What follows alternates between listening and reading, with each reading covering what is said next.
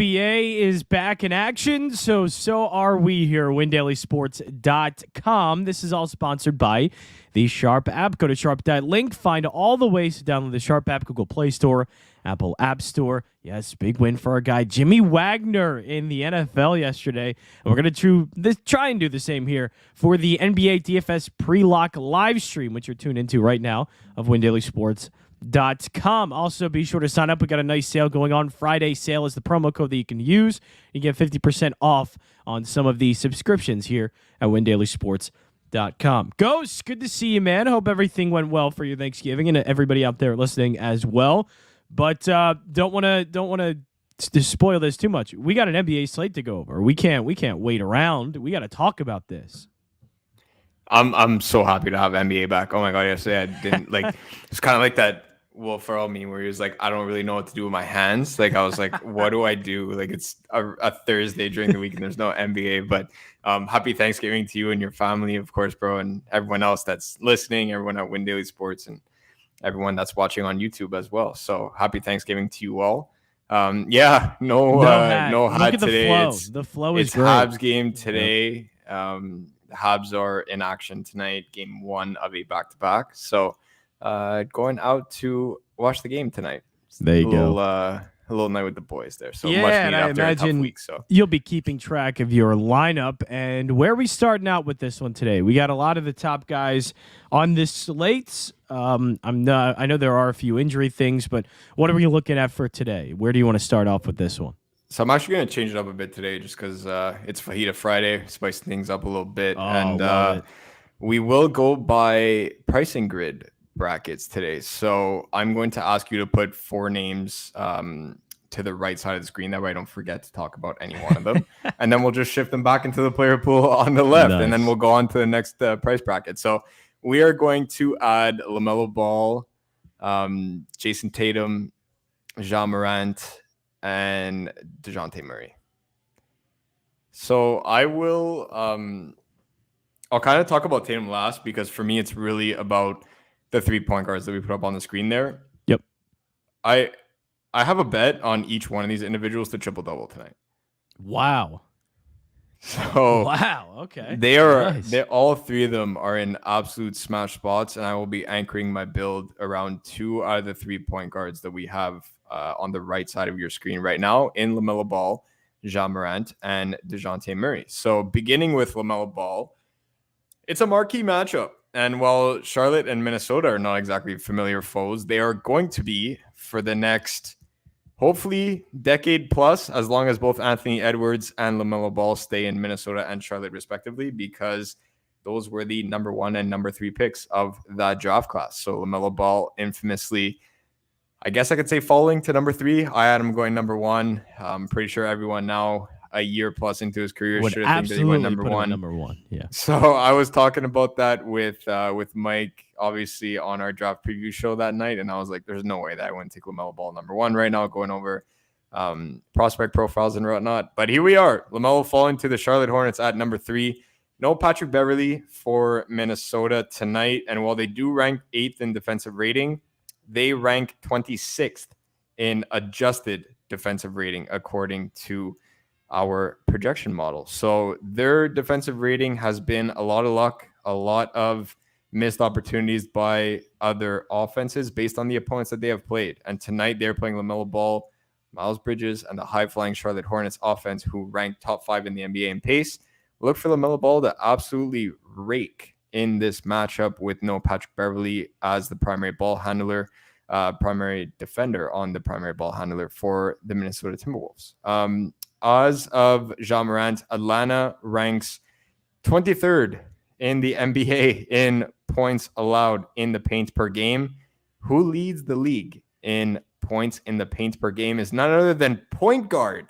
Yes, I will re-say that again. Point guard Ja Morant leads the NBA in points in the paint per game with nearly 15 per night. So putting the ball on the bounce, getting to the hoop should be a routine for Ja Morant on nearly every offensive possession tonight, with the Memphis Grizzlies also going smaller and smaller and smaller every single night, taking Steven Adams off the court more and more, playing guys like Brandon Clark, and Williams, etc.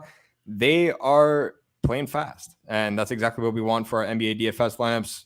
Goes well with Atlanta as well, who can also push the pace behind none other than Trae Young running their offense. John Collins should be able to do well in this matchup. We'll talk about him a little bit, and fellow center Clint Capella as well. I love this Atlanta front court in a little back and forth with Jon Morant tonight.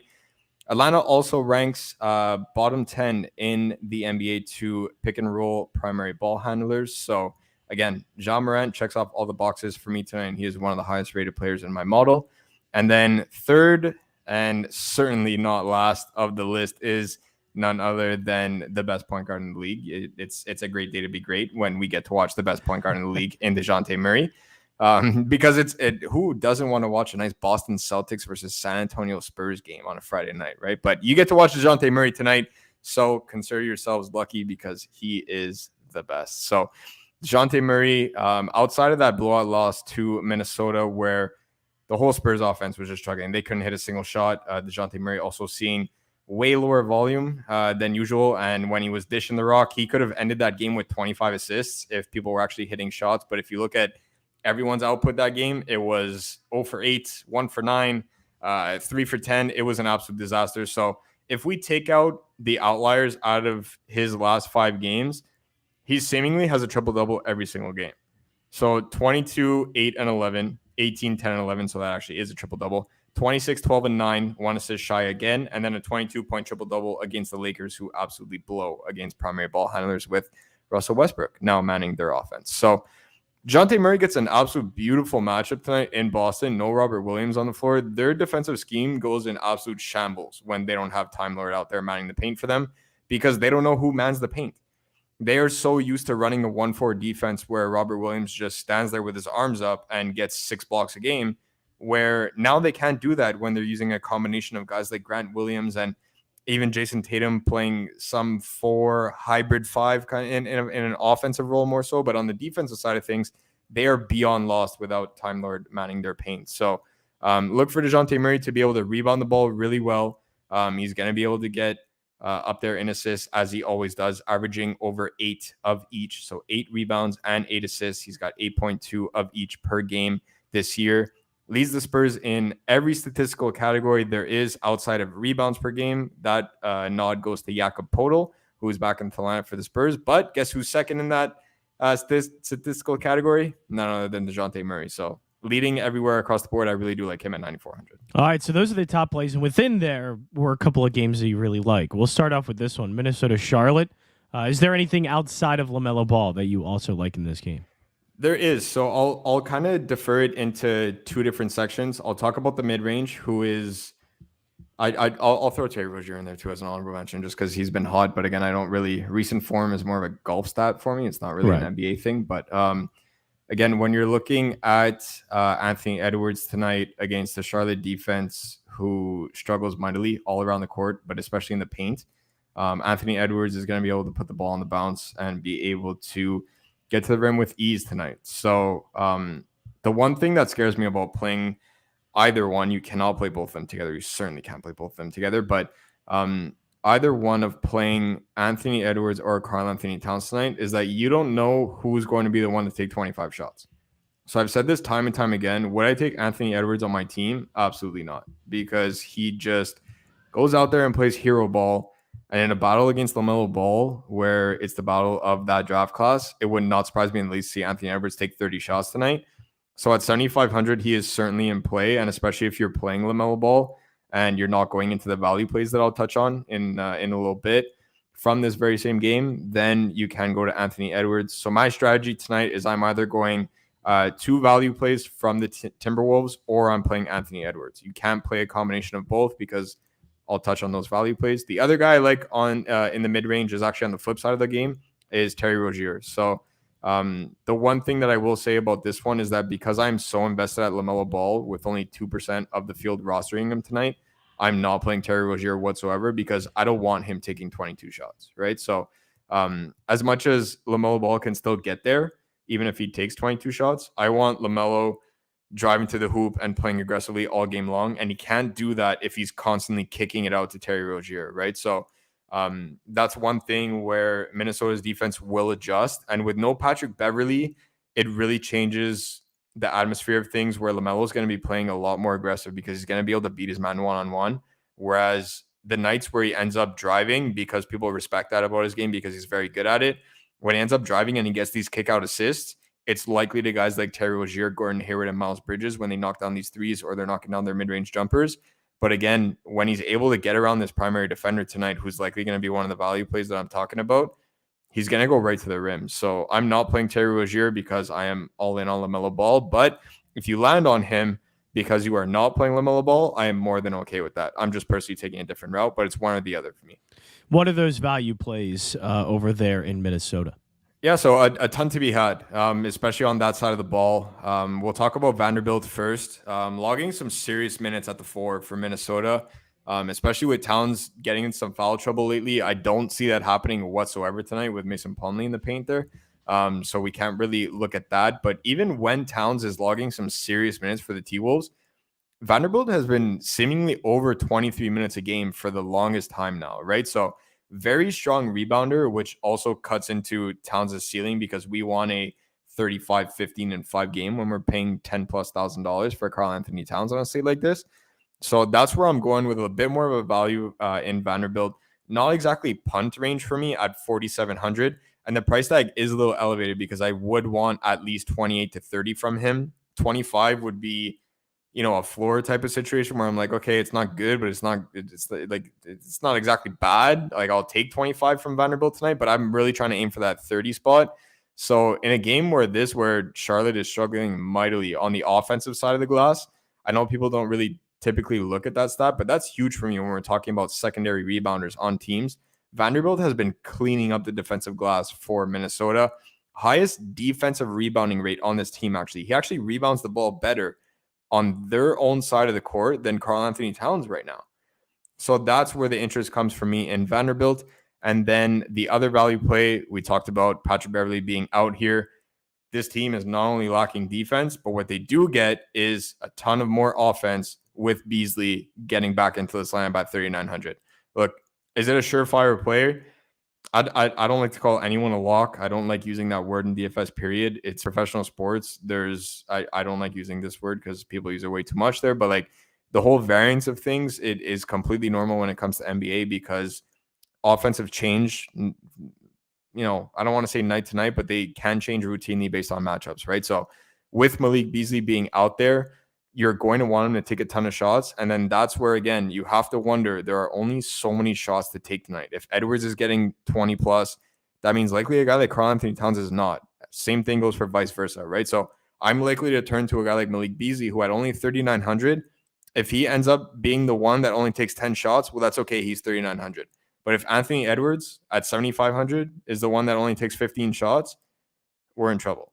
So that's where I'm turning to the value plays tonight. I'm limiting my Minnesota exposure to either those two value plays. I said I would give more than that, but I'm just going to be nice today. It's Fajita Friday. Those are the exact two value plays that I am playing if I'm not playing Anthony Edwards. So it's LaMelo Ball or Terry Rozier, not both. It's one or the other. And it's Anthony Edwards or Beasley with or without Vanderbilt. So there's another game here that you talked about that you liked, Atlanta-Memphis. Obviously, we like what John Morant inside the paint can do, but this game environment seems to be pretty good overall. Yeah, absolutely. So you get two high-flying offenses here. Memphis, gone are the grit and grind days of the Memphis Grizzlies, right? With Tony Allen and Zebo and Marc Gasol. That was such fun basketball to watch. But you got John Morant now leading this offense, and they really push the pace. So going up against another team that can also do that in the Atlanta Hawks. The Hawks tend to play more so to the style of their opponents than really any of the marquee teams when we're talking about serious playoff contenders. Not talking about like bottom of the barrel teams like the Pistons or anything like that. We're talking about serious playoff contenders. Atlanta is probably the one that plays the most to their opponent's playing style. So that'll bode well for guys like Trae Young, John Collins, and Clint Capella as well. With Bog Q in this game, I don't mind going back to Herter and Cam Reddish as well. But again, it's the one thing that I will say is that this backcourt is extremely like we're riding the hot hand. That is the exact way that they play things. If Cam Reddish comes off the bench and he's flying, he will be in that lineup over Bogdanovic. If Bogdanovic comes out and he's 3 for 3 from deep, Reddish is still going to play a ton of minutes because of the fact that DeAndre Hunter remains out. But again, you have to wonder how much run are they going to get when guys like Ja Morant typically played 10 minutes versus Trae Young's 8 in the first quarter, right? So that 2 to 3 minute gap doesn't seem huge, but if Memphis goes on an 8-0, 8-2 run, that's where, again, you're likely looking at whoever starts that second quarter, which will be Cam Reddish when he comes off the bench. That's where his time out there before he checks back out and guys like Bogdanovic and Herter all check back in might be a little shorter than expected because of the fact that Memphis can easily close out quarters on 8-0 runs, right? So not to say that they're not in my player pool. I absolutely do like it. The guy that I do lean to the most right now is Cam Reddish because this game environment is beyond elite for him. Dodging Dylan Brooks' defense is huge for Cam Reddish. So that's exactly what we need. That's why Bog takes a huge hit in my model, is because of the fact that Dylan Brooks' one-on-one defense is absolute stellar. He should be first, if not second, all-team NBA defense, in my opinion, this year. Bog has taken a hit, questionable, a little banged up. I do like Cam Reddish off the bench there as a value play, but my main focus is going to be the front court. So we talked about Steven Adams coming off the court a whole lot more. They're playing fast. Steven Adams doesn't know how to play fast. He doesn't know how to keep up with offensive style like that. Gonna see a lot more Brandon Clark out there as well. They're gonna mix in guys like Williams. Like Xavier Tillman hasn't been getting run all that much, but again, he's a pretty good small ball center that you could see him out there for 5 to 10 minutes any game. Am I recommending him as a play? Absolutely not. He's completely out of my player pool. Not even worth mentioning, honestly, this size. But it all adds to the fact, to my main point, that Steven Adams has been coming off the court more and more. So that's where I want to get exposure to one of John Collins or Clint Capella, who both, as the primary role man to Trae Young's pick and roll, they're both going to be able to do well. It's just a matter of the fact that which one it is, right? So it really is a true coin flip for me, just under an hour and a half up until lock right now. I wrote up both of them and said one of these guys will do really well. And you'll see me when I ended up saying when Indiana played Charlotte, it was the same thing. I said one of Miles Turner or Domantas Sabonis will go off just because of conflicting styles here with Clint Capella and John Collins. Both are able to act as role men. John Collins has been primarily getting that role. And with Jaren Jackson Jr. shifting to the 5, John Collins is a better matchup for the Hawks there, technically speaking. But Clint Capella can absolutely bully him down low. So it really depends on what look they end up finding being better for their offense and on the defensive side of the ball. If it's Clint Capella and he's able to keep up with this offense, you're likely to see 32 to 34 minutes of Clint Capella. Personally, I think it's more so around the 30 range. And you're going to see John Collins creep into that 33, 34-minute range where when Capella comes off the court and it's Gallinari coming in as a 4 and Collins moves to the 5, that's where most of his production is going to come from.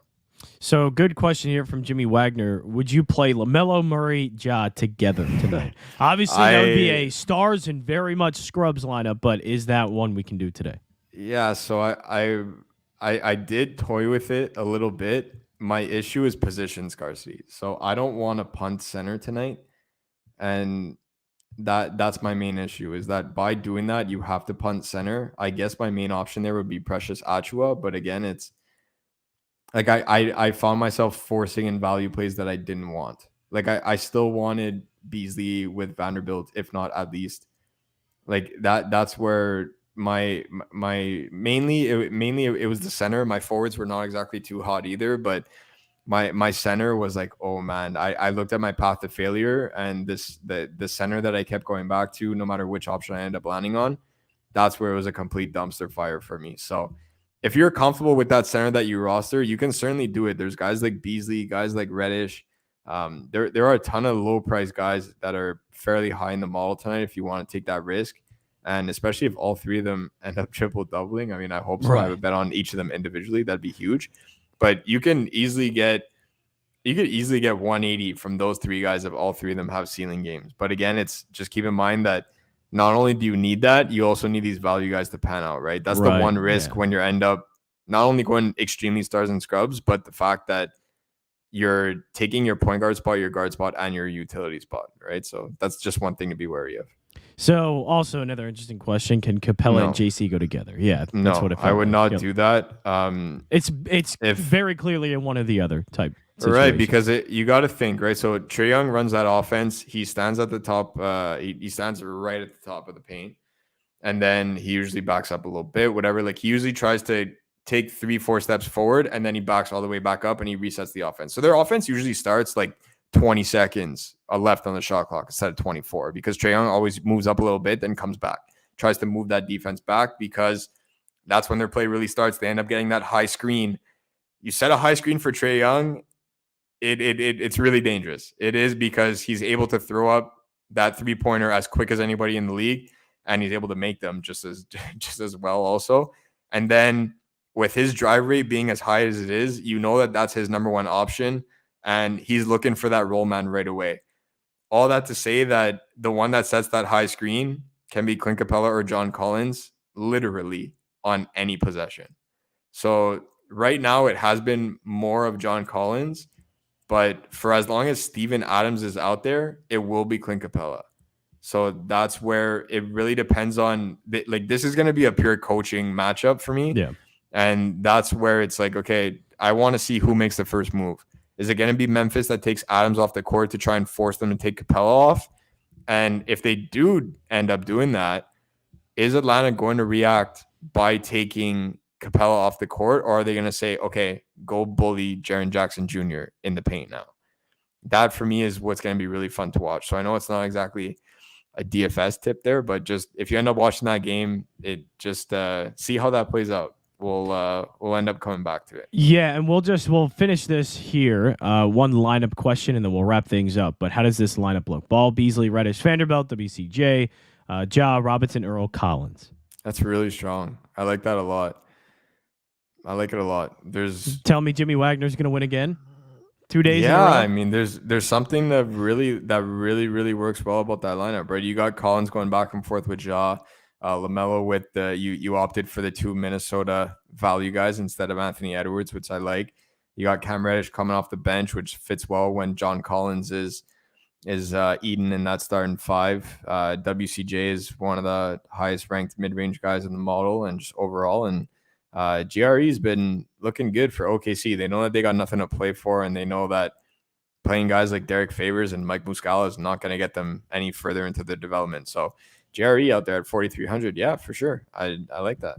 I like it. All right, that'll wrap things up here because Ghost needs to watch some hockey today. A little bit of hockey for Ghost. So he'll still be in the Discord chat. Don't worry. And we also have Adam and everybody else there in the Discord chat helping you out. So WinDailySports.com. Go to the Academy tab. You'll see on the right side there to be able to enter the Discord expert chat. So definitely go there. We also have a Black Friday sale going on. WinDailySports.com, but you could see there on our Twitter account that Friday sale is the promo code that you can use, 50% off any subscription that you decide to get. And also, this is all sponsored by the Sharp app. Sharp that link, all the ways you can download the app, whether that is the Google Play Store or the Apple App Store.